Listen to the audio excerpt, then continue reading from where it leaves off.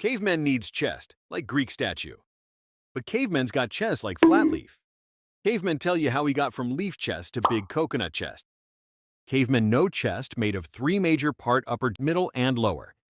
So cavemen trains them using three different movement. Cavemen smart. For middle chest, cavemen does push-ups. He does this for 8 to 12 reps and 3 sets. And cavemen never forgets to do them slowed and controlled. Cavemen always stops at the bottom for 1 second, and then going up. In last set, cavemen does it till chest scream.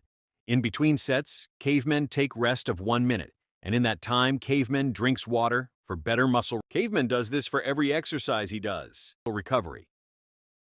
For big and strong upper chest, cavemen does incline push-ups. Big upper chest, Mercur's Greek statue.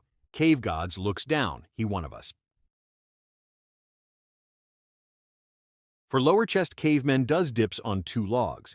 Cavemen always lean forward for better chest activation. Cavemen, thanks you for watching full video, but cavemen lonely cavemen needs cave friends. Subscribe to become cave friend.